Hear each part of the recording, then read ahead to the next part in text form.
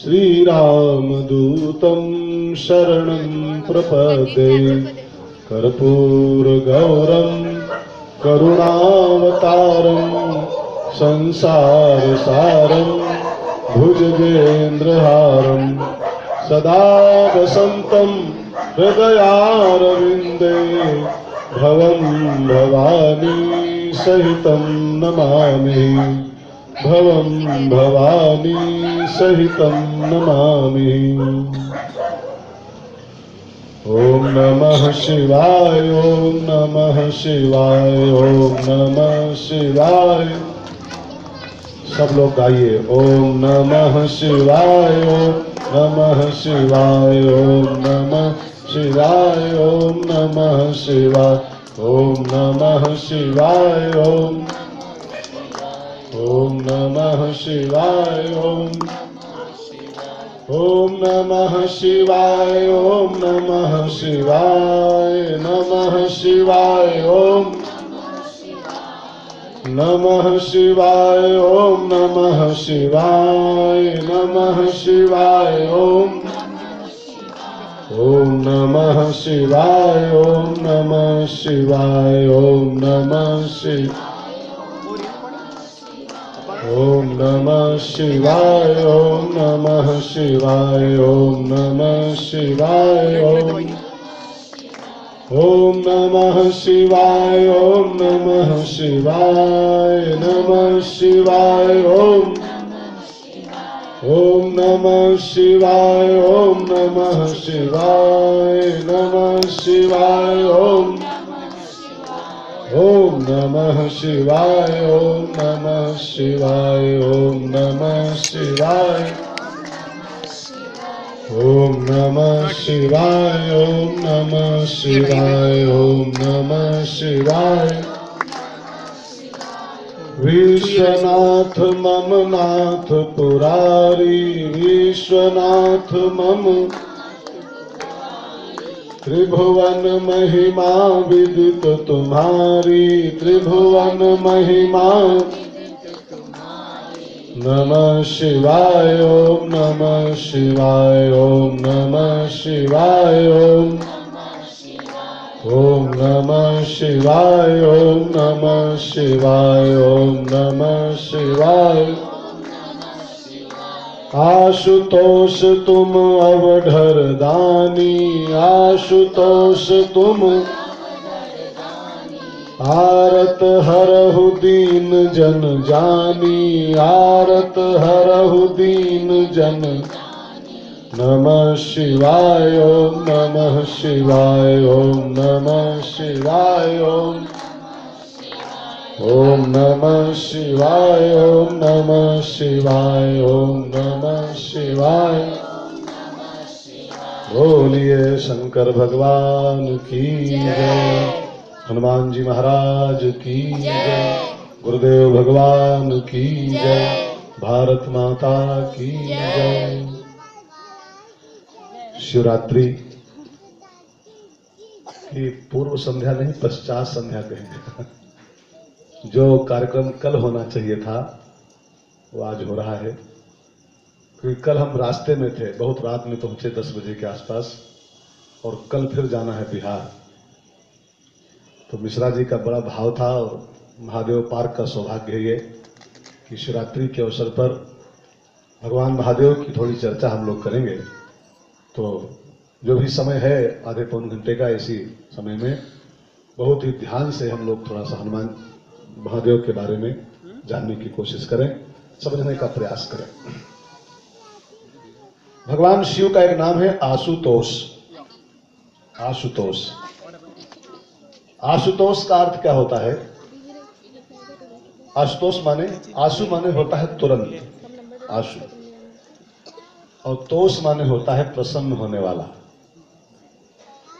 दुनिया के सबसे जल्दी प्रसन्न होने वाले देवता हैं भगवान महादेव। और एक बात कहूं ना सबसे सस्ते देवता है।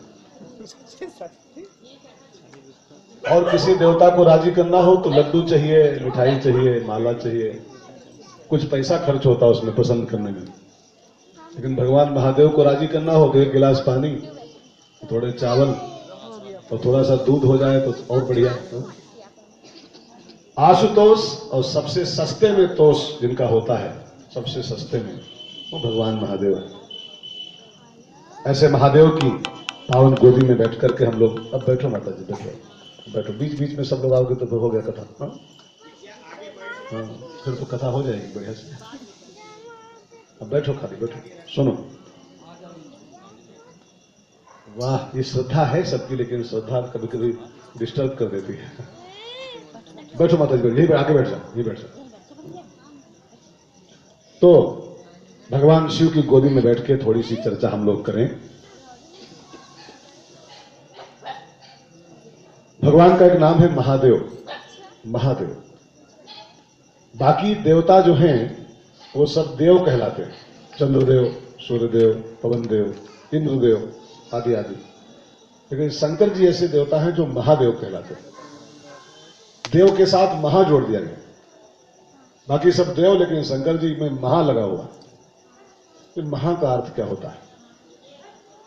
महा का सामान्य अर्थ तो है महान, महान देवता, लेकिन सामान्य अर्थों से काम नहीं चलेगा, हमको आपको विशिष्ट अर्थ करना है।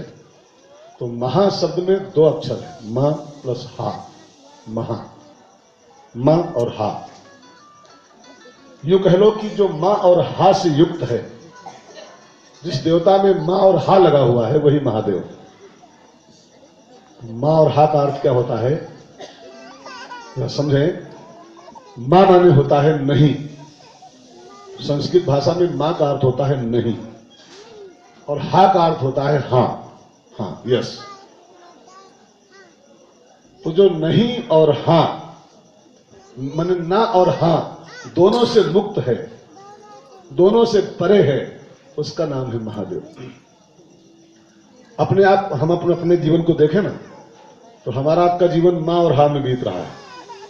या तो हम नहीं में जी रहे हैं, या तो हम हा में जी रहे हैं। ये हमको नहीं चाहिए, ऐसा नहीं होना चाहिए, ऐसा नहीं होना चाहिए, ये नहीं चाहिए, अथवा फिर हम हा में जी रहे हैं। ये चाहिए, हाँ ये लाओ, हाँ ये लाओ, ऐसा होना चाहिए, हाँ ये ठीक है। तो जो इन दोनों चीजों से मुक्त हो गया है, जिसके जीवन में ना नहीं है और ना हाँ है, तो दोनों से मुक्त जीवन जी रहा है, दोनों से परे जो हो गया है, उसका नाम होता है महादेव।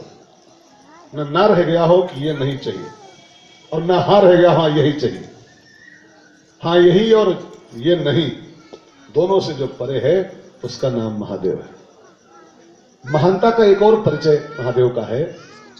जब समुद्र मंथन हुआ ना, समुद्र मंथन, तो जहर निकला, हलाहल विष।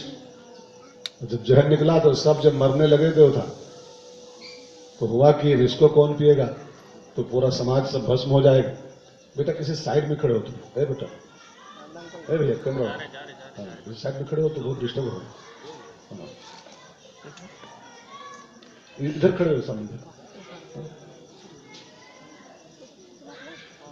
तो मैं बोल रहा था कि जब जहर निकला तो हुआ कि सब समाज जल जाएगा, कौन पिए इसको। तो भगवान भोलेनाथ का आवाहन किया गया। तो देवताओं ने कहा हम लोग तो अमृत पिएंगे, लेकिन तुम जहर पियो, तुम विष पियो, समाज भस्म हो जाएगा, नहीं तो जहर पियो।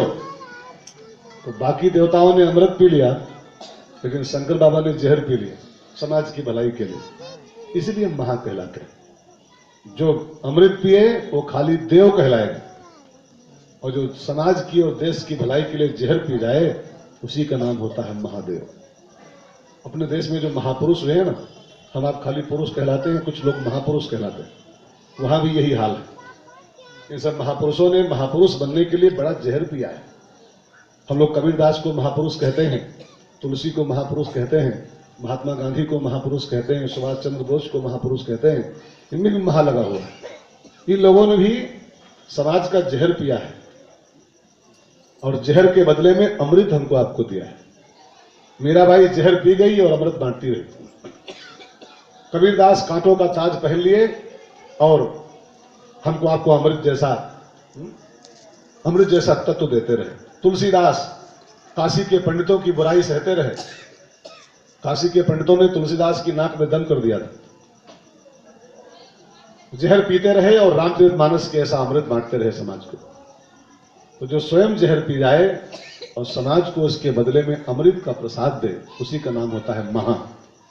अब देव तो बाबा ही हैं, तो ऐसे महादेव पार्क में और महादेव की गोदी में बैठ करके, और शिवरात्रि का ही अवसर है, अभी भी शिवरात्रि चल रही है, ऐसा नहीं कि वो खत्म हो चुकी है।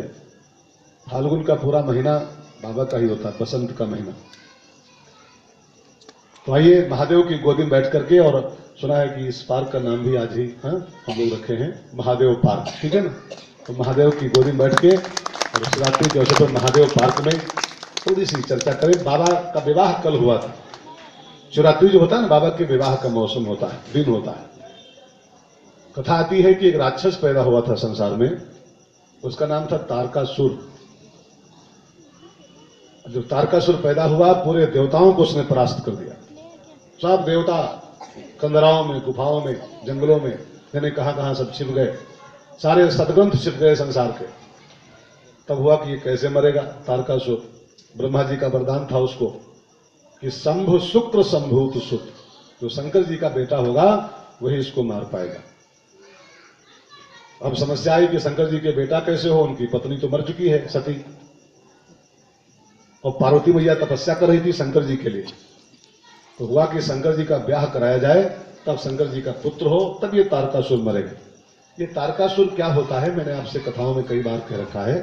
तारकासुर एक शब्द है ना, तर्क। तर्क, देखिए तर्क और तारकासुर में एक अंतर है। बना इसी शब्द से तारकासुर, तर्क से ही बना है तारकासुर, लेकिन तर्क एक अलग शब्द है और तारकासुर दूसरा शब्द है। तर्क माने जैसे दो लोग बैठे हैं, दो भाई कोई या दो बहनें, और शास्त्र को बेस बनाते हुए, शास्त्र का बेस लेकर के साथ सम्मत वार्तालाप करें, इसको बोलते हैं तर्क। और वही तर्क जब असुर का रूप ले लेता है, तर्क बहुत अच्छी चीज, तर्क माने मंथन, तर्क तो मंथन है, लेकिन जब तर्क असुर बन जाता है, राक्षस का रूप ले लेता है तर्क को, न शास्त्रों की कोई बात करना है, न कोई शास्त्रों की बात माननी है, मनमाने तर्क चलते हैं जो समाज में, मनमाने, तब मनमाने तर्क ही असुर का रूप ले लेते हैं। और जब तर्क असुर बन जाता है तो उसी का नाम होता है तारकासुर। तारकासुर, ठीक है ना। तर्क असुर, तर्क प्लस असुर इज इक्वल टू तारकासुर। और जब समाज मनमाने तर्क करना शुरू करता है, समाज में जब मनमाने तर्क व्याप्त होते हैं ना, तो उसका एक दुष्परिणाम होता है, समाज में संशय व्याप्त हो जाता है। पूरा समाज जो है अंधविश्वासों से, संशयों से, भ्रामक मान्यताओं से घिर जाता है। अब इसे कई लोगों को देखो, घोड़े की नाल का छल्ला बना के पहन लेते हैं। कई लोग हैं जो नाव की कील का छल्ला बांध लेते हैं, कि वो फलाने जी ने कहा था कि लोहे का घोड़े की नाल का छल्ला पहनो, बड़ा फायदा होता है, इससे बहुत काम बनता है। कई लोग पहन लेते हैं। अब ये क्या है ना, ये कहीं लिखा नहीं है, किसी पुराण में, किसी ग्रंथ में लिखा दिखाओ कि घोड़े की नाल का छल्ला पहनने से ये फला काम होता है, किसी ग्रंथ में लिखा दिखाओ। बस वो मनमाना तर्क है, तो ऐसे कह दिया, हम मान लिए। अंधविश्वास हमको घेर लेता है, अंधविश्वास। कई लोगों को देखो मकान बनाते हैं, 50 लाख का मकान बनाएंगे और उसके बाद मटकी में भूत बना के, मूछे और सिंह है, और गेट बांध देंगे मटकी। और पहले इसको कहीं लिखा दिखाओ, गीता में, भागवत में, रामायण में, शिव पुराण में, जितने भी मान्यता प्राप्त ग्रंथ हमारे हैं, कहीं लिखा दिखाओ कि मकान में मटकी बांधी जाए। लेकिन समाज ऐसे ही मनमाने तर्क करता है, मनमाने तर्क। उनका कहीं उल्लेख नहीं, कहीं जिक्र नहीं किसी पुराण में, किसी ग्रंथ में। अब कोई ऐसे, कोई किसी का लिखा टेम्परेरी ग्रंथ हो भी, और कोई दिखा दे देखो लिखा है, वो टेम्परेरी ग्रंथ है, मान्यता प्राप्त ग्रंथ नहीं। रामायण में लिखा दिखाओ उसको, गीता में लिखा दिखाओ, भागवत में लिखा दिखाओ, शिव पुराण में कहीं लिखा दिखाओ इसको कि मकान बनाओ और मटकी बांधो उसके गेट पर। गाड़ी लाते हैं 25 लाख की, और 2 मिर्चा और नींबू। और मिर्चा नींबू का गाड़ी में कौन काम है, कहीं लिखा नहीं है। ये मनमाना तर्क है, मनमानी बातें खाली। समाज में जब तारकासुर पैदा होता है, जब हम मनमाने तर्क करते हैं समाज के सामने, तो समाज में अंधविश्वास व्याप्त हो जाता है। समाज अंधविश्वास से जकड़ जाता है, और इस अंधविश्वास का ही नाम है तारकासुर। ये कब मरेगा? इसको वरदान है कि जब शंकर और पार्वती का विवाह होगा और उनका जब बेटा पैदा होगा तब ये मरेगा, उसके पहले नहीं मरेगा। अब शंकर माने क्या होता है? विश्वास। बहुत ध्यान देखिए, इसको आप सब जानते हो, कई बार हम लोग बात कर चुके हैं। शंकर माने दृढ़ विश्वास और पार्वती माने होता है श्रद्धा। विश्वास और श्रद्धा का नाम है शंकर पार्वती। शंकर जी को माना गया है मूलम धर्म। अरण्यकांड का मंत्र है मूलम धर्म तरोर। धर्म एक वृक्ष है और उस वृक्ष की मूल है शंकर। आप अगर धर्म वास्तव में पालन करना चाहते हो तो फिर शंकर को भूलना मत। आपके इष्ट चाहे राम हो और चाहे श्याम हो, आपके इष्ट चाहे दुर्गा मैया हो, चाहे गणेश जी हो, चाहे हनुमान जी हो, उनको छोड़ना मत और शंकर जी को भूलना मत। जो शंकर जी को भूल गया वो उसकी जड़ ही कट गई, धर्म की जड़ कट गई। क्योंकि मूलम धर्म तरोर विवेक जल्दे। गोस्वामी जी कहते धर्म का मूल तो महादेव। आप रामायण में देखो, रामायण में राम जी धर्म माने गए। राम माने धर्म होता है, लेकिन राम जी का मूल क्या है? शिव। राम जी कई जगह रामायण में शिव जी की पूजा की है। राम धर्म है लेकिन राम का मूल क्या है? शिव। लिंग था विधिवत कर पूजा, शिव समान प्रिय मोह न दूजा। राम जी कई जगह रामायण में बोले हैं कि शंकर भजन बिना नर भगत न पावे मोर। अगर शंकर जी को भूल गए तो मेरा कितना माला कर लो, कितने माला राम राम के कर लो, श्याम श्याम के कर लो, अगर शंकर जी को भूल गए तो भगत न पावे मोर। शंकर मूल है, देवाधिदेव महादेव। तो शंकर विश्वास का प्रतीक है, धर्म का मूल है, और पार्वती श्रद्धा है। और जब श्रद्धा और विश्वास का विवाह होता है, विवाह माने मिलन, विवाह माने समागम, समागम। जब श्रद्धा विश्वास की जोड़ी बनती है जीवन में, तब कार्तिकेय का जन्म होता है। श्रद्धा विश्वास युक्त कार्तिकेय, कार्तिकेय माने पुरुषार्थ, पुरुषार्थ। श्रद्धा को विश्वास से ब्याहो और श्रद्धा विश्वास के मिलन से जो बेटा होगा कार्तिकेय, पुरुषार्थ, तब ये अंधविश्वास मरेगा। जो इंसान कर्म करते हैं वो फिर ये अंधविश्वास में नहीं पड़ते। जिसका विश्वास पुख्ता है उसका अंधविश्वास मरता है। और बिल्कुल ये परफेक्ट सा सूत्र है कि अगर आपके अंदर अंधविश्वास नाम की इतनी भी चीज है तो इसका मतलब है कि अभी आपका विश्वास जाग नहीं पाया है, अभी वो सो रहा है, उसको जगाने की जरूरत है। अंधविश्वास का लेश भी अगर शेष है तो भी विश्वास आपका मरा हुआ है, सो रहा है, उसको जगाने की जरूरत है। विश्वास को जगाओ और श्रद्धा के साथ उसका मिलन कराओ और पुरुषार्थ करो, कर्म करो। तो अंधविश्वास का कोई काम ही नहीं। जैसे कोई बच्चा मान लो हाई स्कूल का इंटर का एग्जाम देने जा रहा हो, वो पढ़ाई न करे, है ना, खाली वो कलवा बांध ले और नारियल फोड़े मंदिर जाकर के कि हनुमान जी पास कराओ, हनुमान जी पास कराओ। अब कर्म कोई करे ना, मेहनत करे ना, तो क्या पास होगा? नहीं पास होगा। जो पुरुषार्थ करता है वो अंधविश्वास में नहीं फंसता है। अंधविश्वास में वही फंसते हैं जो कर्म नहीं करना चाहते हैं और बैठे बैठाए मालामाल होना चाहते हैं कि बैठे बैठाए सारा काम मेरा हो जाए। कौन सी अंगूठी पहन लें, कौन सा गंडा बांध लें, कौन सा जंतुर बांध लें, कौन सा कलवा बांध लें कि हमारा बैठे बैठाए सारा काम हो जाए। विश्वास को जगाइए, श्रद्धा से मिलाइए और पुरुषार्थ कीजिए। कार्तिकेय का अर्थ पुरुषार्थ। कार्तिकेय माने कार छिपा हुआ, कर, कार्तिकेय जो कर्म करता है वही सब कुछ पाता। रामायण में एक चौपाई है, सकल पदार्थ है जग माही। इस संसार में सब कुछ अवेलेबल है, सब कुछ उपलब्ध है, लेकिन कर्महीन नर पावत नहीं। जो कर्म नहीं करता है वो कुछ नहीं पा सकता है, कुछ नहीं पा सकता। रामायण में एक चौपाई है, तप बल रचय प्रपंच विधाता। ब्रह्मा जी संसार बनाते हैं तो तपस्या माने पुरुषार्थ, ठीक है ना। विष्णु भगवान संसार को पालते हैं तो तपस्या के दम पर पालते हैं। शंकर जी संसार को संहार करते हैं तपस्या के दम पर। इस संसार में जो कुछ भी आपको लग रहा है कि कोई कुछ पाया है संसार में, चाहे नौकरी पाया है, चाहे वो कोई पद पाया है, चाहे वो ऊंचाई पाया है, वो सबने कर्म किया। जैसे मैं ही आपके सामने बैठा हूं, मैं जो कुछ भी पाया हूं ना, कृपा तो राम जी की है, लेकिन कृपा भी प्यारे तभी होती है जब इंसान कुछ करता है। इंग्लिश में एक कहावत है ना, God help those who help themselves. जो पहले अपनी मदद खुद करना जानते हैं, परमात्मा भी उन्हीं की हेल्प करता है। किसान कुछ बोए ही ना अपने खेत में, किसान खाली हाथ पे हाथ धरे बैठा रहे और कहे राम जी कृपा करेंगे तो गेहूं पैदा हो जाएगा, राम जी कृपा करेंगे तो गेहूं हो जाएगा, तो नहीं होगा गेहूं, कभी नहीं होगा। अपना कर्म पहले हम करें तब वो सहायता करता है। हिम्मते मर्दा मददे खुदा, उर्दू में कहावत है कि पहले मर्द हिम्मत करे, मर्द माने पुरुष, ठीक है ना, पहले हम हिम्मत करें, कर्म करें, तब मदद खुदा, तब खुदा भी मदद करता है। अब पढ़ो ना खाली नारियल लेके खड़े हो जाओ, हनुमान जी पास कराओ, तो कैसे? एग्जाम आजकल चल रहे हैं इसलिए पढ़ाई ज्यादा ध्यान दे रहा हूं ना, आजकल परीक्षाएं चल रही बच्चों की, तो पढ़ाई करो, उसके बाद परमात्मा भी आपकी हेल्प करेगा। पुरुषार्थ जो करता है, जो कार्तिकेय को उत्पन्न कर लेता है, वो अंधविश्वास में नहीं बसता है। तो भाई बहनों, शिव जी का विवाह कल के दिन हुआ था और शिव जी के विवाह का फल हुआ, कार्तिकेय स्वामी का जन्म हुआ है और उन्होंने तारकासुर का वध किया। जो संसार में अंधविश्वास व्याप्त था उसका समापन हुआ है। तो हमको आपको खाली शिव जी की पूजा नहीं करनी है कि वो शिवरात्रि आए तो जल चढ़ा दो और चावल डाल दो और कह दो कि बाबा राजी हो गए, नहीं। शास्त्रों में एक मंत्र आता है, देवम भूत्वा देवम यजेत, एक मंत्र है शास्त्रों का। जिस देवता की पूजा करो वही देवता बनने की चेष्टा करो।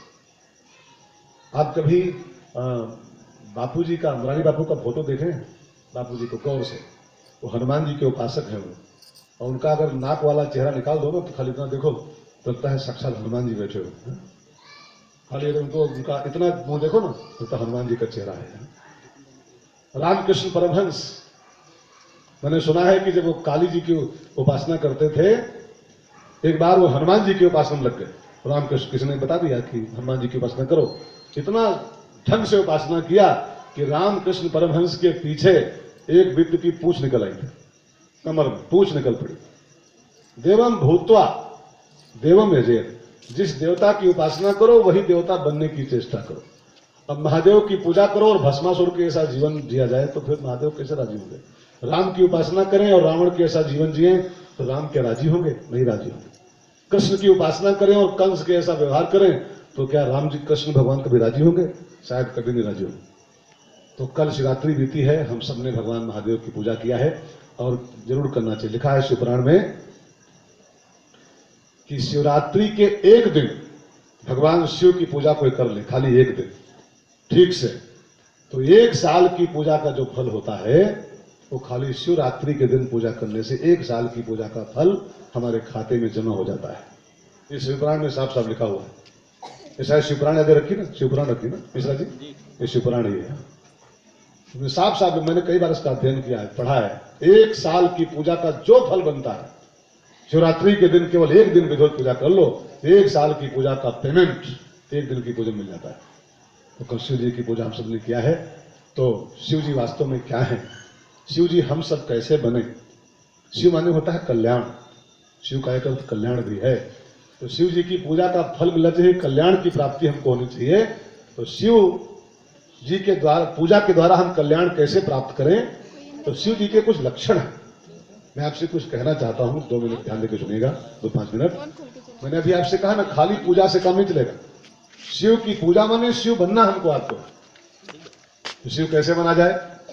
तो रामायण के अयोध्या कांड में एक मंत्र आता है, पहला मंत्र अयोध्या कांड का। उसमें शिव जी के कुछ लक्षण मुझे बहुत अच्छे लगते हैं। कुछ बातें शंकर जी में हैं, खास खास बातें, वो अपने में हमको लानी है।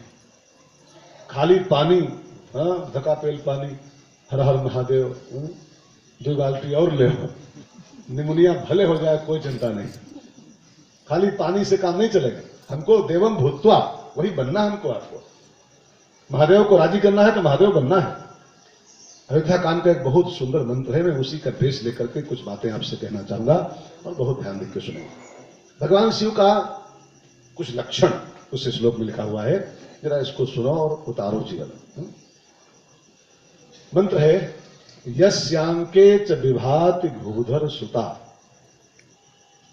देवा पगा मस्तके भाले बाल विधुर गले च गरलम यस्योरसी व्यालराट स्वयं भूति विभूषण सुरवरा सर्वाधिपः सर्वदा सर्वः सर्वगतः शिवः शशिविवाह शंकरा पातु माम, ये मंत्र है अयोध्या कांड का मंत्र। मैं इसी का आधार लेके कुछ चंद बातें कहना चाहता हूँ, बहुत ध्यान देके सुनेंगे। 10 मिनट केवल बस, हाँ?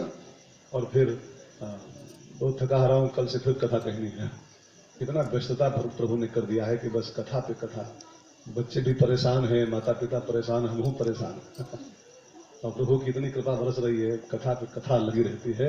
एक कथा बांचने जाते हैं, वहीं 4 कथाएं बुक हो जाती है उसी कथा में, लोग घेर लेते हैं सब। तो आइए कुछ बातें आपके साथ शेयर की जाए, प्लीज बहुत ध्यान देकर सुनिएगा। इन बातों को कहें उसके पहले जरा प्रभु का नाम गा लो, शंकर भगवान। सब लोग गाओ मेरे साथ। हर हर महादेव शंभु काशी विश्वनाथ गंगे, हर हर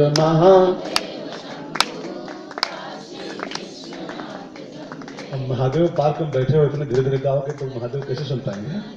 जरा जोर लगाओ थोड़ा बोलने में। आज व्रत नहीं है ना, कल व्रत था सबका, तो जोर लगाइए। हर हर महादेव शंभु काशी विश्वनाथ गंगे, हर हर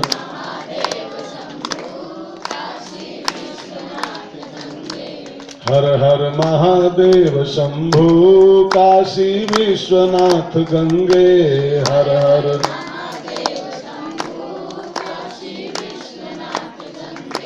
काशी विश्वनाथ गंगे, माता पार्वती संगे, काशी विश्वनाथ गंगे,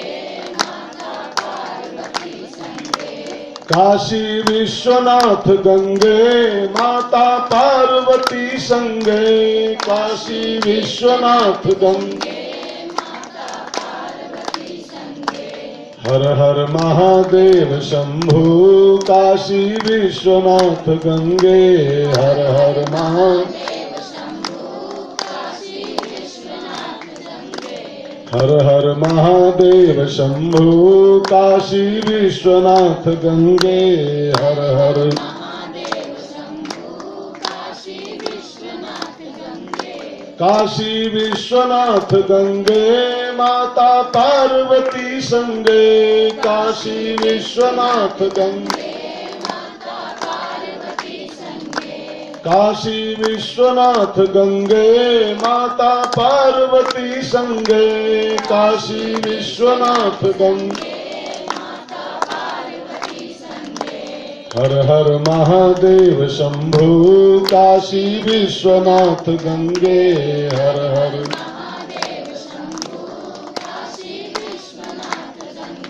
तो शिव जी की पूजा करना है तो शिव बनना पड़ेगा, अथवा कह लो कल्याण की प्राप्ति करना है तो शिव बनना पड़ेगा। शिव माने कल्याण होता है। अगर वास्तव में अपना कल्याण हम चाहते हैं, वास्तव में भला ही चाहते हैं अपना, तो फिर हमको आपको शिव बनने का प्रयास करना पड़ेगा। तो आइए समझें शिव जी का लक्षण नंबर 1 क्या है। यस्यांके च विभाति भूधर सुता। यस्य माने जिसके, अंके माने गोद में, अंक में, ठीक है ना। विभाति माने विराजमान है, भूधर सुता माने हिमालय की पुत्री माने पार्वती माता, ठीक है ना। अब अर्थ क्या निकल रहा है कि जिसकी गोद में माता पार्वती विराजमान रहती हैं वो शंकर है, माने वो कल्याण की प्राप्ति करेगा। जिसकी गोदी में माता जी पार्वती भैया विराजमान रहती है, ठीक है ना। तो कल्याण की प्राप्ति करना है जिसको, अपना भला जो चाहता है वो अपनी गोदी में हमेशा माता पार्वती को रखे। शिव बनने का लक्षण पहला यह है कि हमारी गोदी में हर समय नित्य माता पार्वती जी बैठी है। पार्वती का अर्थ क्या होता है, मैंने आपसे अभी कहा था, श्रद्धा। मम्मी को पानी आने तो नहीं चाहिए। गोदी में श्रद्धा को रखा जाए। श्रद्धा माने, अच्छा गोदी में रखने मतलब क्या होता है?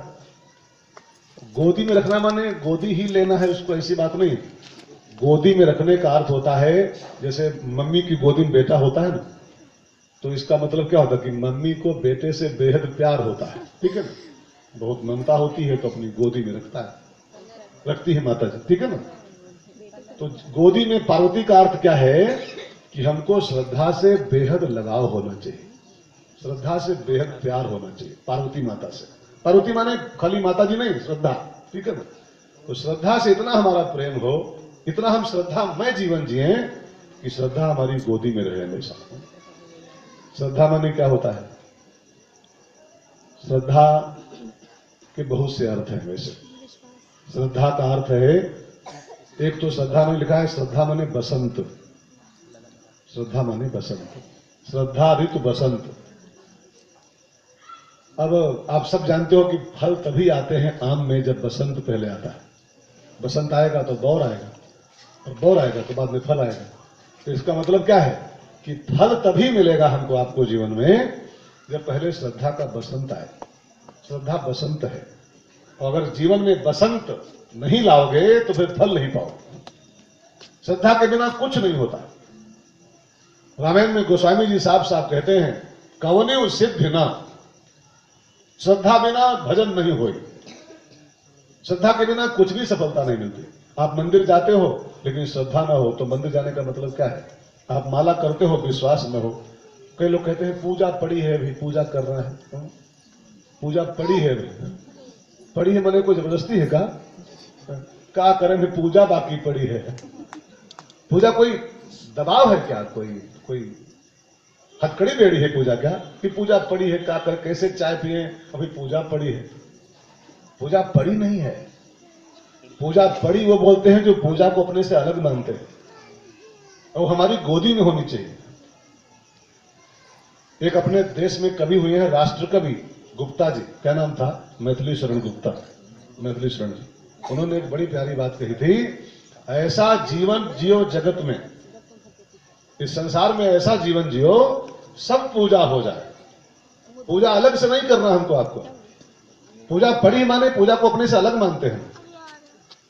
पूजा अलग से नहीं होती है। खाना खाओ तो भगवान का भोग लग रहा है, नहाओ तो रुद्राभिषेक हो रहा है।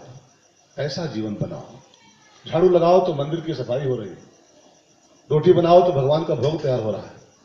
पूजा कोई अलग का विषय नहीं है कि उसको हम ढो रहे हैं। पूजा को क्या करें? भी पूजा पड़ी है, इसका मतलब पूजा को अपने से हम विलग मानते हैं। पूजा हमसे अलग कहाँ है? पूजा हमारी सांसों में होनी चाहिए, पूजा हमारी धड़कन होनी चाहिए। तो दिल धड़कता है जैसे, ऐसे हमारी पूजा चलनी चाहिए। एक मिनट भी दिल बंद हो जाए तो उसी समय सीताराम हो जाना पड़ेगा। ऐसे एक मिनट पूजा बंद नहीं होनी चाहिए इंसान की। तो श्रद्धा हमारी गोद में रहे। श्रद्धा बसंत है, और किसी भी साधना का फल तभी आएगा जब पहले बसंत का बौर आए। बसंत आएगा तो बौर आएगा, और बौर आएगा तो फल आएगा। एक और श्रद्धा का है, इसको गोदी में रखना है भाई बहनों। श्रद्धा माने खाली पार्वती माता जी नहीं। श्रद्धा माने, श्रद्धा दो शब्दों से बना हुआ है। सत प्लस धा इज इक्वल टू श्रद्धा। सत प्लस धा। सत माने सत्य, और धा माने धारण करना। अपने जीवन में हम सत्य को धारण कर लें, इसी का नाम श्रद्धा है। सत्य को धारण करना। सत्य क्या है? धा माने धारण करना हो गया। सत्य क्या है? तो सत्य के बारे में क्या कहूं? दो संतों की बात मैं आपसे बताऊं। एक शंकराचार्य, एक शंकर। शंकराचार्य से पूछा गया जगत गुरु से, सत्य क्या है? तो शंकराचार्य जी बोले, ब्रह्म सत्यम, ब्रह्म सत्यम, जगत मिथ्या। मिथ्या माने क्या होता है? झूठा। झूठा। ऐसा नहीं कि जगत है, नहीं है, लेकिन जगत क्षणभंगुर है। आज दिखाई पड़ रहा है, कल नष्ट होने वाला है। जो चीज आज हो लेकिन कल जाने वाली, उसको मिथ्या कहते हैं। सत माने जिसका कभी अभाव नहीं होता, जो कभी नष्ट नहीं होता है, उसको सत कहते हैं। और जो आज है कल नष्ट होने वाला है, उसको मिथ्या कहते हैं। तो ब्रह्म सत्यम, जगत मिथ्या। और सत्य को धारण कर लो, यही श्रद्धा, यही पार्वती माता है। तो भगवान को धारण करो जीवन में, ये श्रद्धा है। अथवा शंकर भगवान से पूछा गया, शंकराचार्य शंकर जी के अवतार थे, शंकरम शंकराचार्य। तो दोनों ने अपनी अपनी बात कही, शंकरम और शंकराचार्य। तो शंकर से पूछा गया कि आपका अनुभव क्या है, कि सत्य क्या है? तो शंकर जी बोले, उमा कहूं मैं अनुभव अपना, सत हरि भजन जगत सब सपना। शंकराचार्य कहते हैं हरि सत्य है, और शंकर जी कहते हैं हरि भजन सत्य है। अब दो ही चीजें सत्य है भाई बस, या तो हरि सत्य है या तो हरि भजन सत्य है। और सत को धा इज इक्वल टू श्रद्धा। या तो भगवान को धारण करो या तो भगवान के भजन को धारण करो, और बच्चेपन से ही धारण करो, बच्चेपन से। बुढ़ापे में भजन नहीं हो पाता। कई लोग कहते हैं कि अभी बच्चे लोग जो है ना, नौजवान बच्चे, ये तो अभी कौन जल्दी पड़ी भजन करने की। हाँ, बाल वाल पक जाए तो देखा जाएगा। अच्छा, बाल पक जाएंगे इसकी कोई गारंटी है कि बाल पकबे करेंगे? ध्रुव भैया 5 साल के थे, ध्रुव जी, और 5 साल की अवस्था में ही भगवान का भजन करके भगवान को पा लिए थे। 5 साल की। और फिर ये भी नहीं कि भगवान को पाने के बाद वो बाबा हो गए, फिर राज भी किया, शादी भी किया, है ना। भजन में कोई फाउंडेशन नहीं है कि भजन करने वाला बाबा हो जाए। भजन करने वाला इंजीनियर नहीं बनता है क्या? कई साधक ऐसे हैं जो भजन भी करते हैं और बहुत अच्छा आईआईटी किए हुए हैं, आईआईटी कर रहे हैं। बड़े अच्छे साधक भी हैं, भजन भी करते हैं और आईआईटी भी कर रहे हैं, बीटेक किए बैठे हैं, बढ़िया नौकरी कर रहे हैं। तो भजन कोई हथकड़ी बड़ी नहीं है। जैसे कि हम समाज में मान्यता हमारी है कि अरे बाबा बनना चाहते हो क्या, राम राम कहे कर रहे हो, बाबा बनना चाहते हो क्या? राम राम करना कोई गुनाह है क्या? राम राम करना कोई फाउंडेशन है कि इसके बाद कुछ और नहीं करना है? भजन को बचपन से ही धारण किया जाए।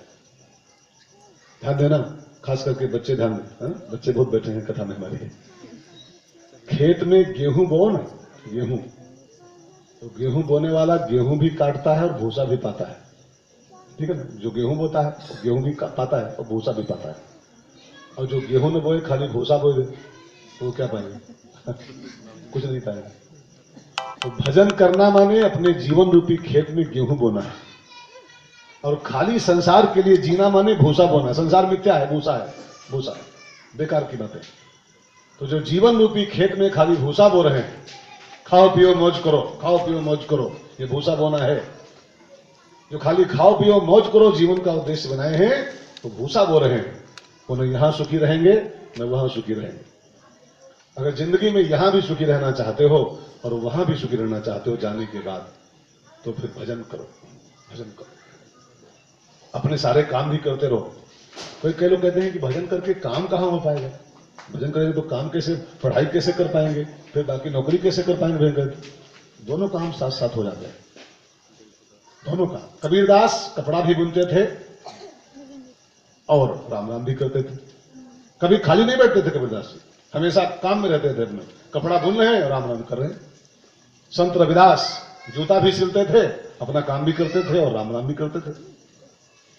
फिर हम लोग कहते हैं अरे 2 काम एक साथ कहां हो पाएंगे, राम राम भी करें और काम भी करें, 2 काम कैसे? मैंने अभी पिछली कथा में शायद कहा था, चैप्टर 6 में ही, जब कोई बच्चा होता है ना और जब वो सीखता है टाइप राइटर में, अब तो आजकल तो सब कंप्यूटर में हो गया है, पहले बच्चे से टाइप राइटरिंग, वो एक मशीन होती थी टाइप वाली। तो जब शुरू में बच्चे सीखते हैं टाइप राइटरिंग, जानते क्या होता है? शुरू में पहले मैटर पढ़ेंगे और फिर वो मशीन देखेंगे उनमें कहां चाबी उसकी है, और फिर वो उसको जहां छप रहा है वहां पढ़ते हैं। तो उसको 2-3 बार काम करना पड़ता। पहले मैटर पढ़ा, फिर वो चलाया, फिर देखा कहां छपा है। लेकिन एक दिन ऐसा आता है अभ्यास करते करते, देखिए पहले 2 जगह काम करना पड़ता था, मैटर पढ़ो फिर टाइप करो।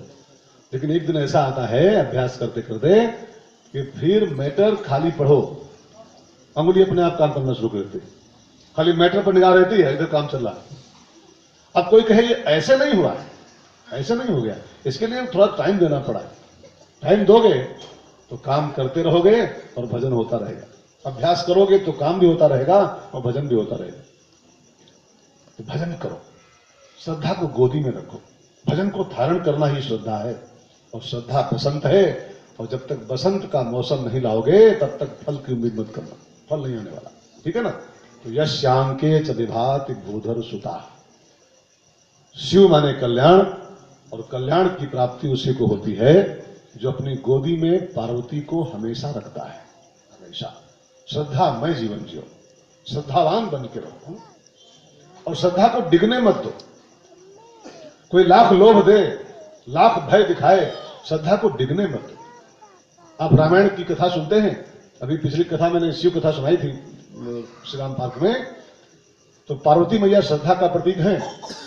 और जब वो तपस्या में बैठी तो उनको डिगाने के लिए बहुत लोग आए, सप्तऋषि आए और डिगाने की चेष्टा किया, अरे पार्वती जी शंकर जी के पीछे क्यों पड़ी हो, उनके पास क्या पाओगी तुम? हमने आपके लिए भगवान विष्णु से बात चलाई है, वैकुंठ के राजा हैं, उनके घर जाओगी तो मौज करोगी। हाँ, इनके साथ क्या पाओगे? बाबा के साथ भीख मांग के खाते हैं, स्मशान घाट में सोते हैं। विष्णु भगवान से तुम्हारी शादी कराएंगे, लेकिन मैया डिगी नहीं, डिगी नहीं। श्रद्धा की ही पहचान होती जो डिगे न, डिगे न। अपने जीवन में झांक के हम देखें और सच्चाई से झांक के देखो, हमारी आपकी श्रद्धा इतनी हिल रही है, इतनी हिल रही है। डगमग श्रद्धा, डगमग श्रद्धा। कोई कह दे कि कोई काम पड़े तो बोलते हैं तिरुपति जी को जाओ, तिरुपति जी को जाओ सारा काम बन जाएगा। तो हम तिरुपति जी को चल देते हैं, तिरुपति बालाजी।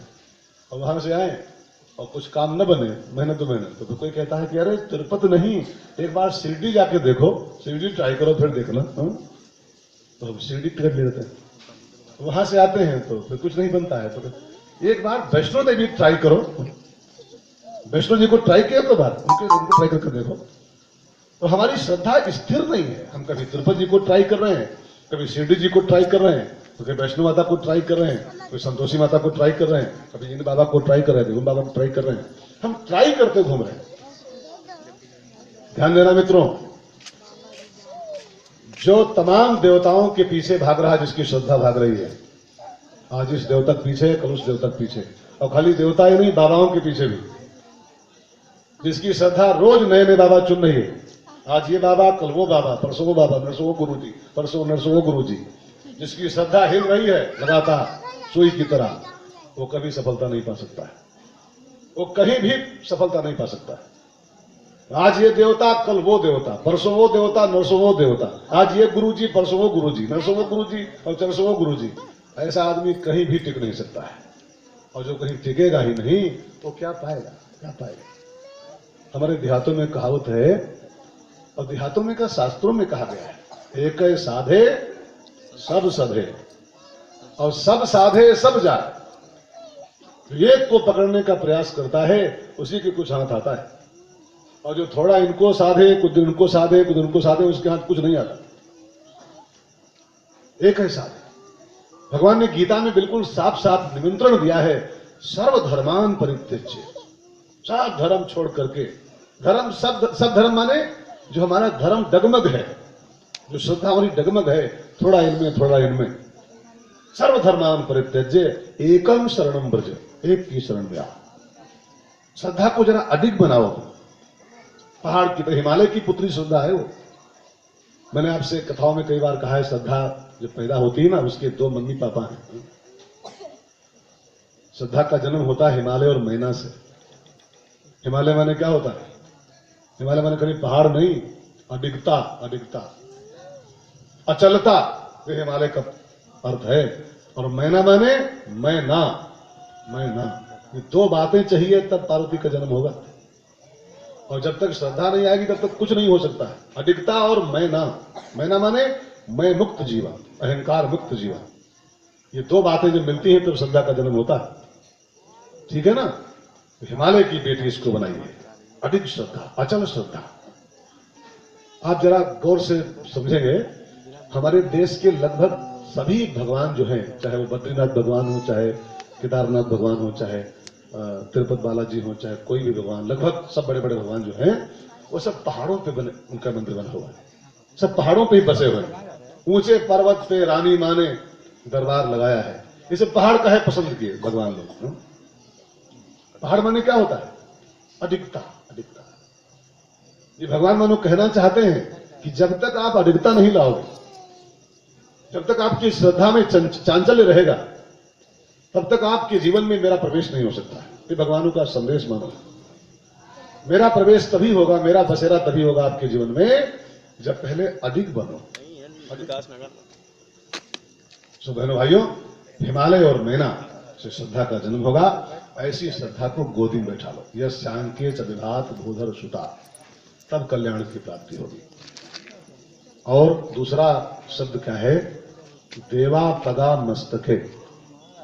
ये शिव जी के लक्षण है रामायण में। और शिव माने कल्याण। कल्याण पाना है तो ये सब अपने जीवन लाना पड़ेगा। देवा पगा मस्तके, जिसके मस्तक पर गंगा जी की धार बह रही है। जो गंगा जी को यहां धरे हुए, गंगाधर, गंगाधर, जो गंगाधर बन पाता है वो शिव की कृपा पाता है। गंगा का अर्थ क्या होता है? गंगा को खाली नहाना नहीं है, गंगा में खाली नहाने से कल्याण नहीं होता, गंगाधर बनना पड़ता है, तब कल्याण की प्राप्ति होगी। गंगा को यहां धारण करना पड़ता है जीवन में। गंगा का दो अर्थ, दो मतलब। नंबर एक, गंगा माने होता है ज्ञान, गंगा का अर्थ है ज्ञान। तो गंगाधर बनने का पहला मतलब है ज्ञान को जीवन में धारण करो। ज्ञान खाली सुनने की वस्तु नहीं है। जो ज्ञान को खाली कानों तक रखता है, अपने कानों तक, कि भागवत सुन डालो, राम कथा सुन लो और शिव पुराण सुन लो कानों से, केवल खाली कानों से सुनने से ज्ञान कल्याण नहीं करता है। ज्ञान कल्याणकारी तभी बनता है जब हमारे जीवन में धारण हो जाए, हमारे सिर पर, हमारी बुद्धि में।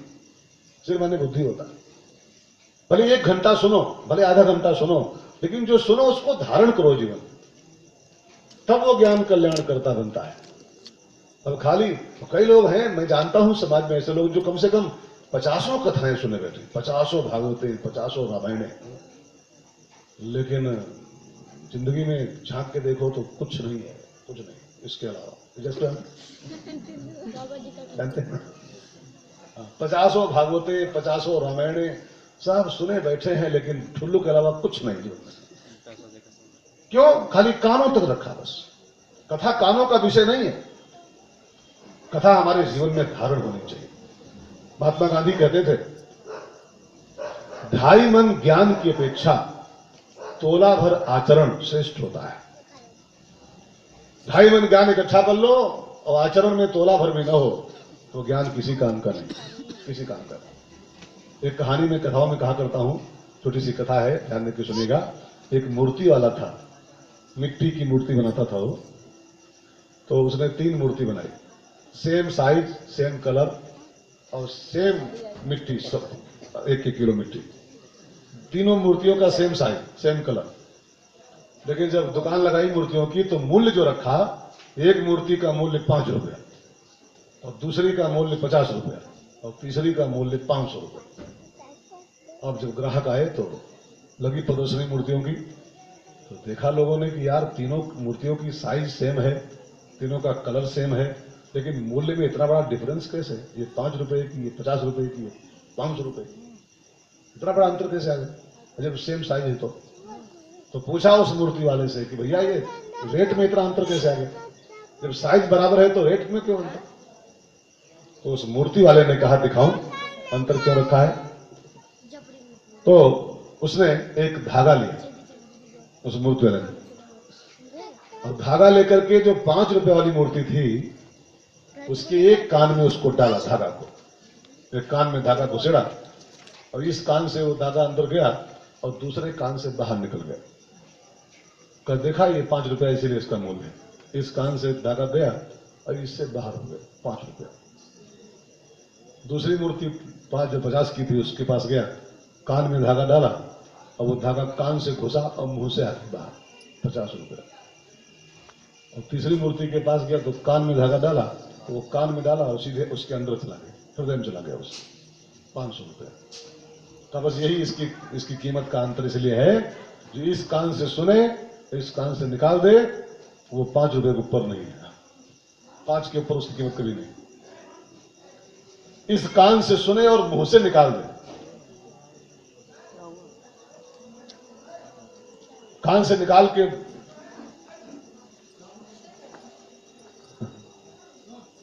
गोविंद जय जय गोपाल जय जय गोविंद जय गोविंद जय जय गोपाल जय जय गोविंद जय जय राधा रमण हरि गोविंद जय जय राधा रमण हरि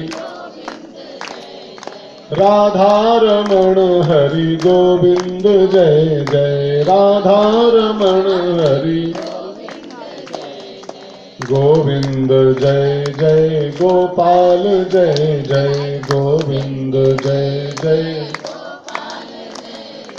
गोविंद जय जय बोलो गोपाल जय जय गोविंद जय जय गंगा की जय जय यमुना की जय जय गंगा की जय गंगा की जय जय बोलो यमुना की जय जय गंगा की सरस्वती तिरवेणी की जय जय सरस्वती तिर गोविंद जय जय गोपाल जय जय गोविंद जय जय। तो शिव कल्याण का प्रतीक है और कल्याण की प्राप्ति तभी होगी जब शिव जैसा हम बनने की चेष्टा करें। लक्षण नंबर 2 क्या है? देवा पगा मस्तके, जो अपने मस्तक पर गंगा जी को धारण करता है, ज्ञान को जो धारण करता है, खाली सुन लिया और धारण नहीं किया जीवन में। मैंने कई बार कथाओं में आपके साथ एक बात शेयर की है। कई संत कहते रहते हैं कि सुनने के बाद 2 काम और करने पड़ते हैं। कोई भी कथा सुनो संत की, किसी भी महात्मा की सुनो, उसके बाद 2 स्टेप और होते हैं कथा सुनने के बाद में, सत्संग करने के बाद में। अगर वो 2 बातें और नहीं अपनाई गई तो फिर सुनने का मतलब कुछ नहीं। आप जानते हैं, मैंने कथा सुनी थी जब परीक्षित जी की कथा हुई ना, भागवत परीक्षित जी वाली। जब कथा संपन्न हो गई, भागवत पूरी हो गई, तो विमान आया उनके लिए, परीक्षित जी के लिए, और विमान में परीक्षित जी सवार हुए। और जब जाने लगे तो गोकर्ण जी जो कथा बांच रहे थे, गोकर्ण भैया, उन्होंने जो विमान लाए थे वो देवता उनसे एक सवाल पूछा कि भैया कथा सुनी है 500 लोगों ने, 50 लोगों ने, 100 लोगों ने, और विमान खाली एक के लिए लाए हो, क्यों? विमान खाली एक के लिए लेके आए, ऐसा क्यों? जब सुनी सबने है तो विमान सबके लिए लाते, एक के लिए क्यों लाए? तो देवताओं ने गोकर्ण जी को बड़ा बढ़िया उत्तर दिया। उन्होंने कहा भैया गोकर्ण जी, जिस ढंग से कथा परीक्षित ने सुनी, धुंधकारी, उस ढंग से ये सब नहीं सुने। ये कथा में इनका देह बैठा रहा, दुकान में तन मन लगा रहा। कथा में तन और दुकान में मन।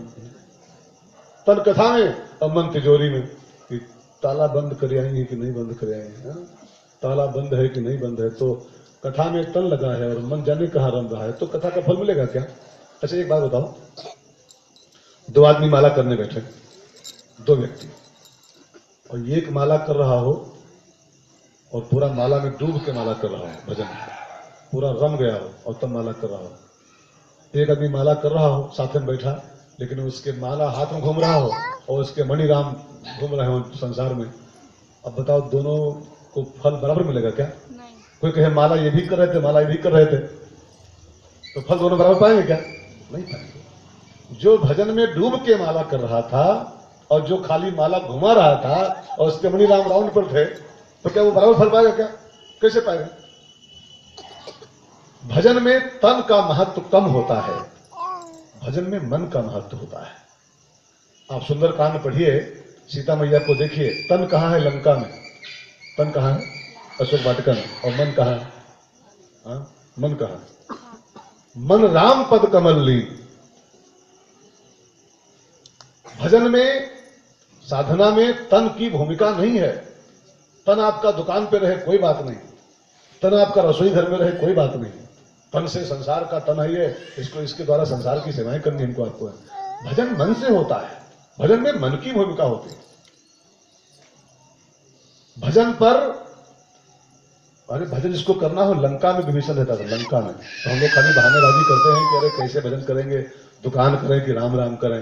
हाँ, विभीषण लंका में रह के राम राम कर ले रहा था। लंका माने बिल्कुल प्रतिकूल माहौल, भजन में जहां जरा भी अनुकूलता न हो, जब भजन के खिलाफ दफा लगी हुई हो कि राम राम बोलने पर सिर काट लिया जाएगा।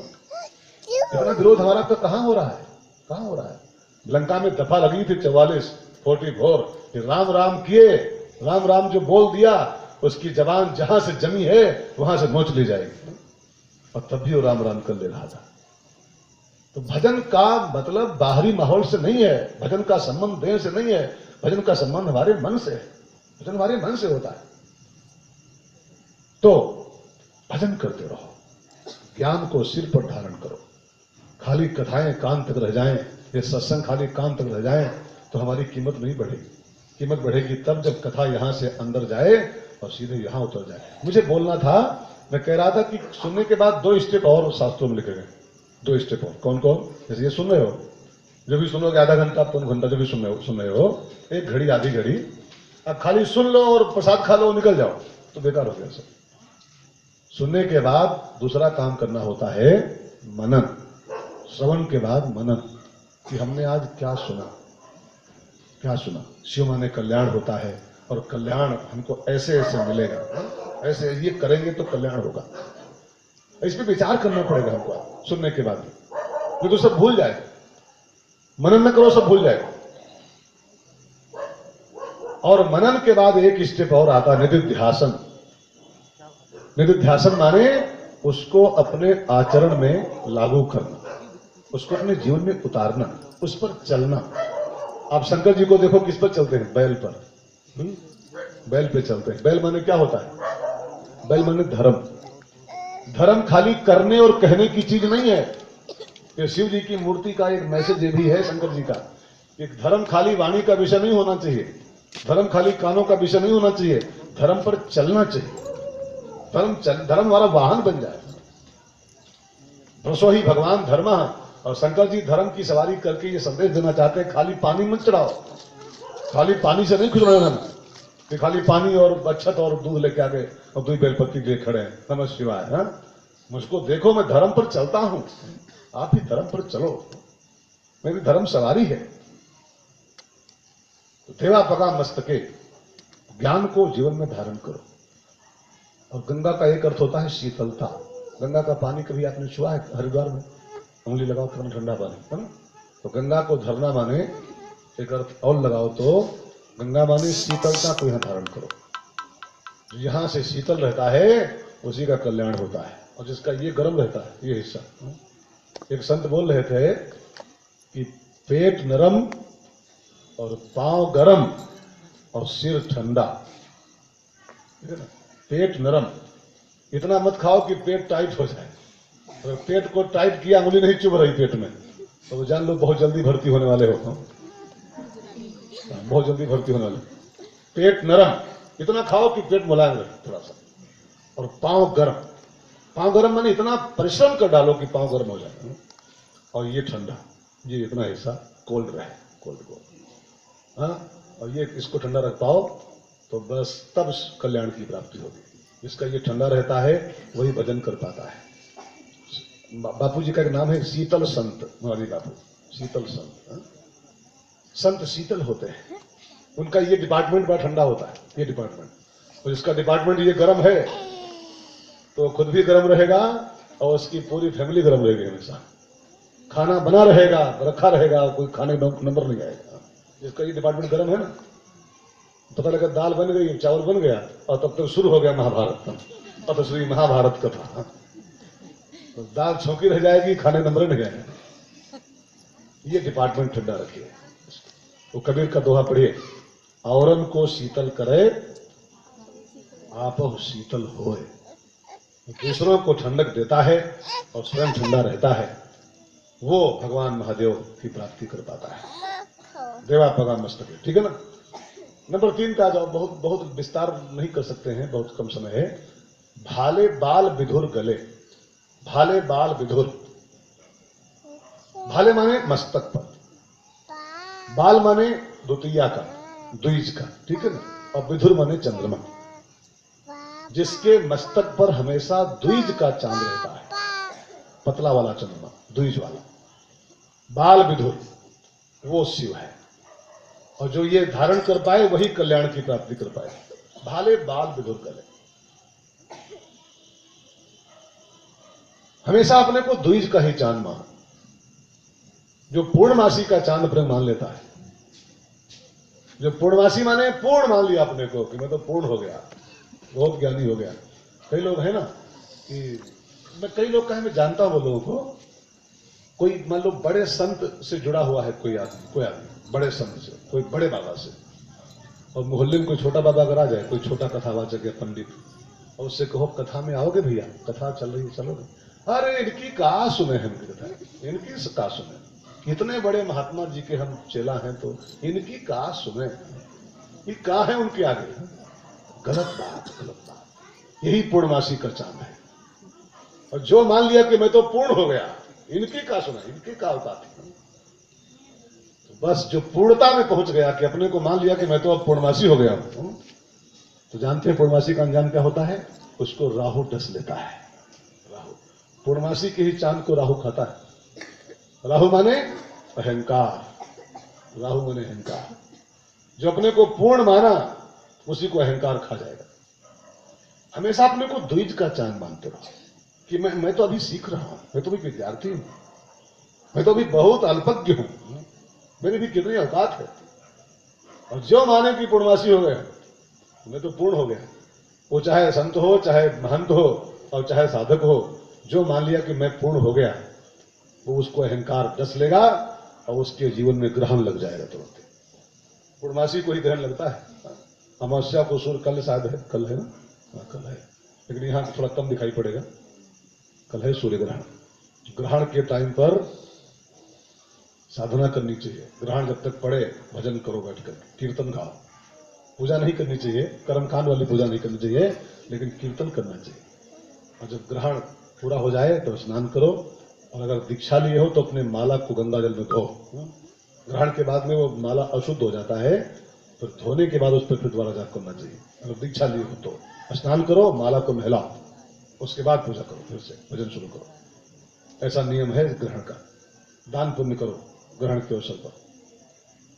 तो कल सूर्य ग्रहण शायद है, मैंने कहीं टीवी में सुना था मैं भी, लेकिन वो आंशिक है, यहाँ बहुत कम दिखाई पड़ेगा। ठीक है, मेरा विषय चल रहा था देवा फला मस्तके और भाले बाल विधो। अपने को पूर्ण नहीं मानना हमको। आपको जिंदगी भर लर्नर रहो, लर्नर, जिंदगी भर सीखो। बापूजी, हमारे बापूजी इतने बड़े कथावाचक हैं, 50-60 साल को कथा कहते कहते हो गए हैं, 60 वर्षों से सिद्ध हो गए हैं, लेकिन अभी भी कथाओं में मंच पर से अनाउंसमेंट करते हैं कि लग रहा है कि अब मैं सीख रहा हूं। अभी भी बोलते हैं, मैं लग रहा है अब मैं एंट्री कर रहा हूं, कथाओं प्रवेश कर रहा हूं। और ये बिल्कुल सत्य बात है। क्या है, मुझको भी 17 साल हो गया है। जब मैं शुरू किया था लगता बहुत आसान काम है, तो अरे कथावाचन क्या है, रामायण पढ़ लो, कथावाचक बन जाओ। लेकिन ज्यों ज्यों यात्रा आगे बढ़ रही है कथावाचक की, ज्यों ज्यों आगे बढ़ रहा हूं, त्यों तो लग रहा है कि अभी तो प्रवेश हुआ है खाली, अभी तो बहुत गहरा शास्त्र है। अथाह सागर है धर्म क्षेत्र, शास्त्रों का सागर। इसमें कभी कोई पूर्ण नहीं हो सकता है। और जो पूर्ण मान लिया अपने को कि मैं तो पूर्ण हो गया, बस जान लो उसको राहु खाने वाला है, उसको अहंकार का राहु डसने ही वाला है। सो भाले बाल विधुर, हमेशा अपने को द्विज का ही चांद मानते रहो, हमेशा विद्यार्थी ही रहो। इतने विद्यार्थी बैठे हैं ना, सब पढ़ते ना बच्चों, सब पढ़ते। मुझे कुछ बात बच्चों के लिए कह दूं मैं, अगर आपको तो 2 मिनट में।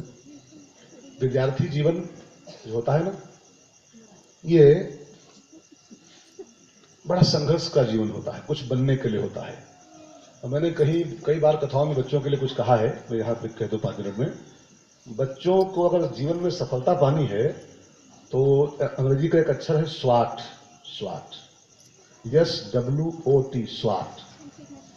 कई बार मैंने महात्माओं से इसकी व्याख्या सुनी है।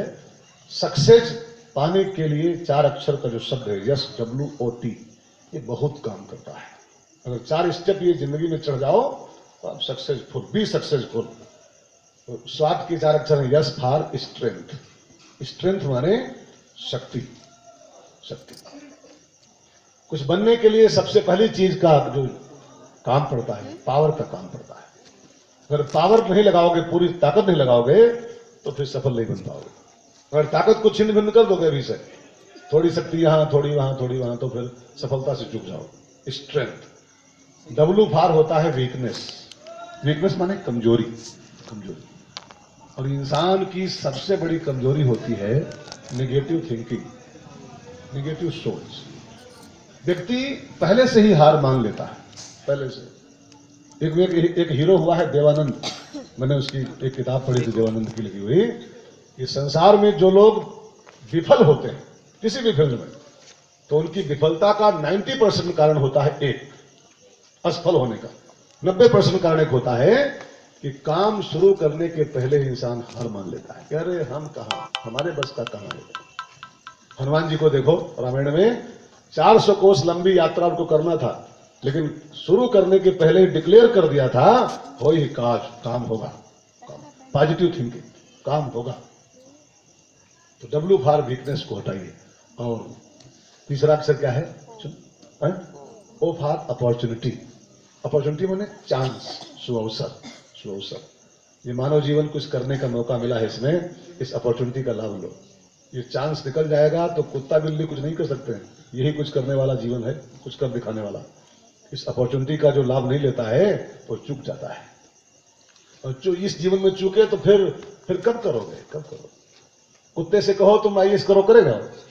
जब बिल्ली से कहो बीटेक करो, बिल्ली बीटेक कर पाएगी? गधा आईआईटी कर पाएगा? है ना? यही जीवन है, कुछ कर दिखाने का।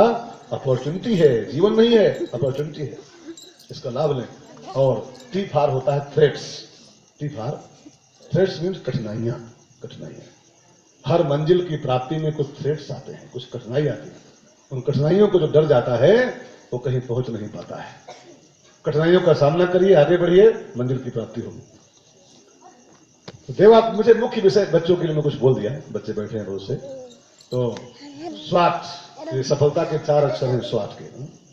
देवा पका मस्तक के मेरा विषय चल रहा था, शीतलता से भरा जीवन जियो, शिव की प्राप्ति करना है तो। और अगला लक्षण क्या है? भाले बाल विधुर और गले च गरलम, गले में गरल। शंकर जी का लक्षण नंबर 4 क्या है? गले में विष। यह भी सूत्र है कल्याण की प्राप्ति करने का। अगर आप वास्तव में कल्याण को पाना चाहते हो तो गले में गरल भरो, नीलकंठ बनने का प्रयास करो। गरल माने प्रतिकूलताएं, गरल माने विषमताएं, गरल माने जहर, विष। और विष माने कुछ ऐसी घटनाएं घटेंगी जो आपके मन की नहीं होगी। संसार में सब कुछ आपके मन का नहीं होने वाला। इस दुनिया, इस संसार समुद्र है, और आप सब एक बात जानते हो, जब समुद्र मंथन हुआ था तो खाली अमृत नहीं आया था, उसमें से जहर भी आया था। ये संसार समुद्र है, और समुद्र में से खाली अमृत ही नहीं निकलता है, विष भी निकलता है।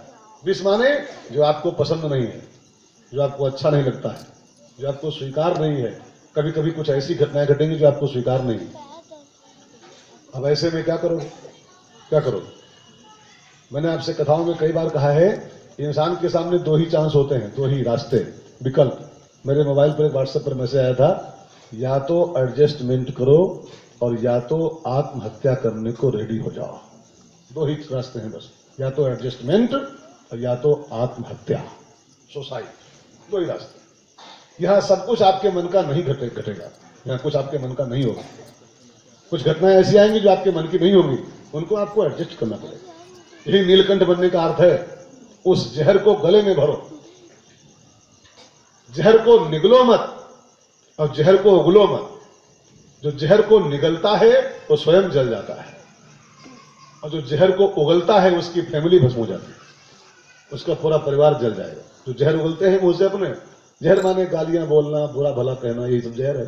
जो जहर उगलते हैं उनकी फैमिली त्रस्त रहती है, परेशान रहती है, और जो जहर पीते हैं वो स्वयं परेशान रहते हैं। तो ना पियो और न उगलो, न निगलो न उगलो, नीलकंठ बन के उसको यहां डालो, गले से कर लो, गले से कर लो। प्रतिकूलताओं को यहां रखो, विषमताओं को यहां रखो, ठीक है ना? गले से कर लम। और अगला सूत्र है चौथा, 5वां, यस्यो रसी व्यालराज, यस्य उरसी व्यालराज। यस्य माने जिसके, उरस माने हृदय पर, जिसके हृदय में, हृदय के ऊपर, व्याल माने सांप। जो सांपों को गले लगाए हैं, छाती पर रखे हुए हैं, छाती से लगाए हुए हैं, वो कल्याण की प्राप्ति करता है। शिव माने कल्याण, और कल्याण वही पाएगा जो सांप को भी गले लगा सकता है हृदय से। सांप माने विषैले लोग, विषैले। समाज में कुछ लोग सांप टाइप के होते हैं, जहर उगलने वाले, बुरे लोग। कुछ कौवा होते हैं, कुछ कुत्ता होते हैं, कुछ सांप होते हैं। ऐसा बाहर की बातें नहीं, सब अपने में से होते हैं। कौवा माने दूसरे के जीवन में बिना मतलब चोंच मारने वाला। अच्छा भला कोई जीवन जी रहा हो और दाल रोटी खा रहा हो चैन से, और थर्ड पर्सन आ जाए और आके चोंच मार दे, अरे तुम्हारी भोरिया तो ऐसी है, तुम्हारे भैया तो ऐसे हो, अच्छा भला जीवन सब नरक कर दे। जन लोग कौआ आके, एक कौआ है, कुछ कुत्ता होते हैं। रावण दूसरों के माल को जो झपटना चाहता हो, दूसरों का कोई चीज पड़ा हो उसको उठाना चाहता हो, वो कुत्ता है। कुत्ता माने खाली वही डॉग नहीं, कई लोग कुत्ता होते हैं समाज में, कई सांप होते हैं समाज में जहर उगलने वाले। लेकिन कल्याण की प्राप्ति वही कर पाएगा जो सांप जैसे लोगों को भी अपने हृदय में लगा सकता है। शंकर जी को देखो, सांप, बिच्छू, भूत, प्रेत, चंडाल, डाकनी, साकनी, सुअर, सियार, कुत्ते, गधे। जब बाबा की शादी होने जा रही थी तो देवता सब भाग गए आगे आगे, तो बाबा ने कहा मेरी बारात दूसरी में बुलाता हूं। तो बाबा ने शंख बजाया और कोढ़ी, अपाहिज, लंगड़े, लूले, बिच्छू और सांप, भूत, प्रेत, डाकनी, साकनी, समाज का वो सब वर्ग, समाज का वो वर्ग जिसका कोई तलाशी नहीं था, जिसको कोई नहीं प्यार करता था, बाबा ने उनको बुला लिया, तुम आओ। जो सांप को गले लगा सकता है वही तो कल्याण की प्राप्ति कर सकता है। एक वो गाना है, कौन सा वो, कि आए जो राह में दीन दुखी, सबको गले से लगाते चलो। जो सभी से प्यार करता है, जो सभी को हृदय से लगा सकता है, वही कल्याण की प्राप्ति कर सकता है। गोस्वामी जी को देखो, रामायण की जब लिखना शुरू किया उन्होंने, तो उन्होंने भूत, प्रेत, कोढ़ी, अपाहिज और समाज के दुष्टों तक को प्रणाम किया है, दुष्टों तक को, सबको गले लगाया, तब कल्याण की प्राप्ति कर पाए। और हम आप छाट छाट के स्वीकार करते हैं, छाट छाट के नहीं। कल्याण की प्राप्ति करना है तो सांप जैसे जो लोग हैं समाज के, उनको भी स्वीकार करना सीखो, तब आप महापुरुष कहलाओगे, तब कल्याण की प्राप्ति कर पाओगे। जो सबका स्वीकार करता है वही तो महादेव की प्राप्ति करता है। ठीक है, यस्यो रसी व्यालराट। और अंतिम जो सूत्र महादेव के जीवन का मुझे मिलता है, स्वयं भूति विभूषण। स्मशान की चिता की राख जिनका आभूषण है, तो चिता की राख का लेपन करते हैं शरीर में, अपने जीवन में, तो चिता की राख का भूषण लगाते हैं जीवन में, वो महादेव की प्राप्ति करते हैं। चिता की राख लगाने का अर्थ क्या है कि इस शरीर को चिता की राख मानना है। लगाने का मतलब कुछ होने की लोड लगाना है बैठ करके, ये चिता की राख है, ये बात अंदर से कबूल करनी हमको। आपको हम मौत को जब भूल जाते हैं तब हम अनर्थ करना शुरू करते हैं। मृत्यु को भूले कि कल्याण से वंचित रह गए। एक स्वामी जी हुए नारायण स्वामी, उन्होंने कहा था कि दो बातन को भूल मत, जो चाहे कल्याण। अगर कल्याण चाहते हो, वास्तव में कल्याण माने शिव, शिव कल्याण का प्रतीक है। कल्याण चाहते हो तो दो बातों को भूल मत। कौन कौन दो बातें? जो चाहे कल्याण, नारायण एक मौत को, और दूजे श्री भगवान। दो पंजे हमारे ऊपर हर समय रहते, दो पंजे, एवरी टाइम एंड एवरीवेयर। तू जहां जहां रहेगा मेरा साया साथ होगा। दो लोग कहते हैं कि तुम जहां भी रहोगे मेरा साया तुम्हारे ऊपर रहेगा। ऐसे एक परमात्मा का पंजा, कृपा का पंजा, और एक मौत का पंजा। एवरी टाइम एंड एवरीवेयर इंसान के साथ रहता है। हर समय कृपा साथ रहती है और हर समय मौत भी साथ रहती है। तो किस समय मारेगी, कहां पर झपटेगी, कहां से हमको उठाएगी, कोई जानता नहीं, कोई जानता नहीं। सो बहनों भाइयों, चिता की राख लगाने का यही मतलब है कि ये शरीर जो हमारा आपका है, ये आज नहीं तो कल, कल नहीं तो परसों, और परसों परसों नहीं, क्या पता आज ही, क्या पता आज ही। कई लोग विकासनगर में ही मेरे सामने घटनाएं घटी हैं, कई आप सब जानते होंगे। हाँ, रात को अच्छे भले खा पी के सोते हैं कई लोग, अच्छे भले फिट तंदुरुस्त, कोई रोग नहीं, कोई हार्ट वाट नहीं, कोई बीपी नहीं, कोई शुगर नहीं, हाँ, बिल्कुल फिट लोग, और रात को खा पी के लेटते हैं और सवेरे बेड पर डेड बॉडी मिलती है पड़ी, बेड पर, अच्छे भले लोग। तो इस बात को कभी नहीं भूलना है कि क्या पता कब क्या होने वाला है। दो बातन को भूल मत, जो चाहे कल्याण। कि हमारा ये शरीर चिता की राख बनने के लिए मिला हुआ है, आज नहीं तो कल, कल नहीं तो परसों चिता की भस्म बनने वाला है। ये इतनी बातें अगर हमारे जीवन में उतर जाएं, एक हमेशा श्रद्धा रूपी पार्वती हमारे जीवन में शामिल रहे। नंबर 2, ज्ञान की गंगा हमारे माथे पर धारण रहे। नंबर 3, हमेशा अपने को हम, अरे छोड़ो यार, कहां पीछे पड़ो, हमेशा अपने को हम द्विज का ही चांद माने, पूर्णमासी का चांद कभी न माने, विद्यार्थी मान के जीवन जिए और यस्यो रसी व्यालराट, अपने हृदय में हमेशा सांप जैसे लोगों को भी लगाने की चेष्टा करें और हमारे शरीर आज नहीं तो कल मौत का कौर बनने वाला है, इस बात को हमेशा ध्यान में रखें। इतनी बातें जीवन में उतार लें तो हम सब महादेव की कृपा प्राप्त करेंगे, कल्याण की प्राप्ति करेंगे। ये हमारी आप सबसे एक बार पुनः प्रार्थना है, खाली शंकर जी की पूजा से काम नहीं चलता है, हमको आपको जिस देवता की कृपा पानी हो उसको बनने का प्रयास करना चाहिए। तो भगवान करें कि शिवरात्रि का पावन अवसर हम सबके जीवन में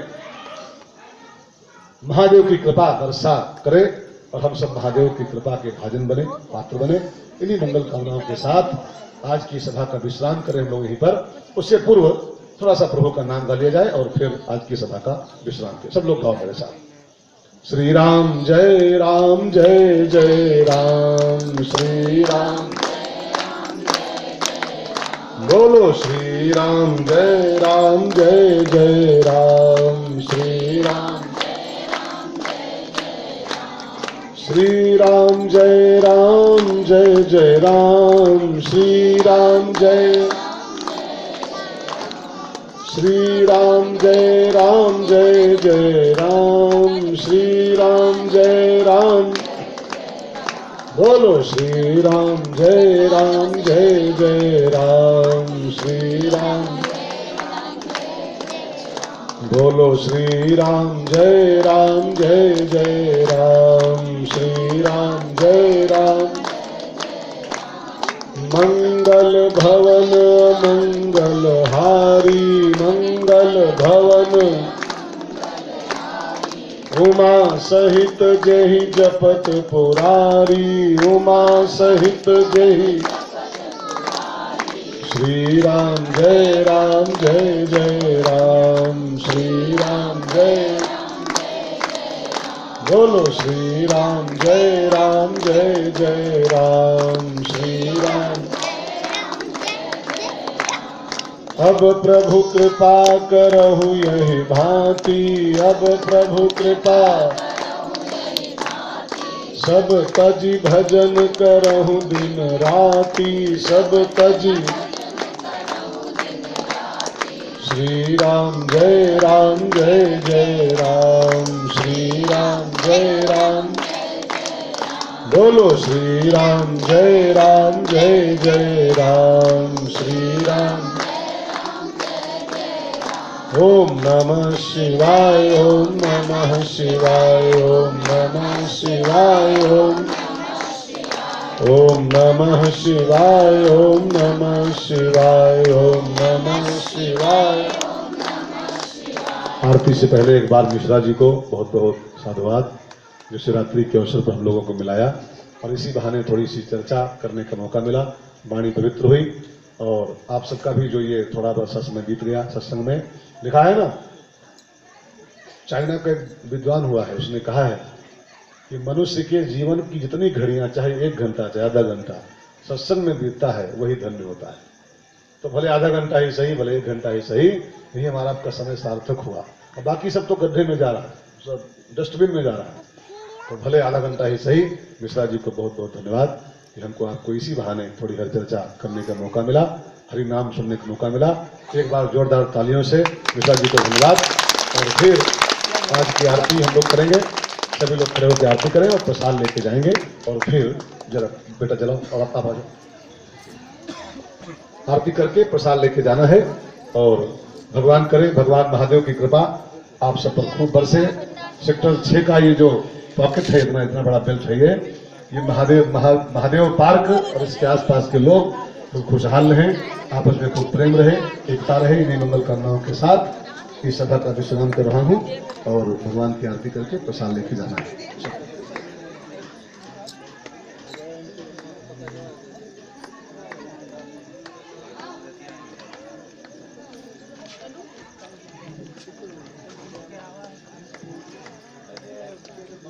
हरि ओम चंद्रमा मनसो जातः चक्षुः सूर्यो जायत श्रोत्राद्वायुश्च प्राणश्च मुखादग्निर्जायत। ओम जय जगदीश हरे स्वामी जय जगदीश हरे भक्त जनों के संकट दास जनों क्षण में दूर करे। ओम जय जो ध्यावे फल पावे दुख बिन से मन का स्वामी दुख बिन से मन सुख संपत्ति घर आवे सुख संपत्ति घर कष्ट मिटे तन का। ओम जय जगदीश हरे मात पिता तुम मेरे शरण गहूँ किसकी स्वामी शरण गहूँ तुम बिन और न दूजा प्रभु बिन और न दूजा आस करूं जिसकी। ओम जय जगदीश तुम पूर्ण परमात्मा तुम अंतर्यामी स्वामी तुम अंतर्यामी पार ब्रह्म परमेश्वर पार ब्रह्म परमेश्वर तुम सबके स्वामी। ओम जय जगदीश हरे तुम करुणा के सागर तुम पालन करता स्वामी तुम पालन करता। मैं मूर्ख खल कामी मैं सेवक तुम कृपा करो भरता। ओम जय जगदीश हरे तुम हो एक अगोचर सबके प्राणपति स्वामी किस विधि मिलूं दया मैं किस विधि मिलूं कृपा तुमको मैं कुमति। ओम जय दीन बंधु दुख हरता तुम ठाकुर मेरे स्वामी तुम रक्षक मेरे अपने हाथ उठाओ अपनी शरण लगाओ द्वार पड़ा तेरे। ओम जय विषय विकार मिटाओ पाप हरो देवा स्वामी कष्ट हरो देवा श्रद्धा भक्ति बढ़ाओ श्रद्धा प्रेम बढ़ाओ संतन की सेवा। ओम जय जगदीश ओम जय जगदीश हरे स्वामी जय जगदीश भक्त जनों के संकट दास जनों के क्षण में दूर करे। ओम जय जगदीश ओम जय जगदीश हरे तुमेव माता च पिता तुमेव बन्धुश्च सखा तुमेव विद्या द्रविणं तुमेव सर्वं मम देव देवा। बोलिए शंकर भगवान की जय जगदम्बे मैया की जय हनुमान जी महाराज की जय भारत माता की गुरुदेव भगवान की जय सत्य सनातन धर्म की जय नमः पार्वती पतये हर हर महादेव।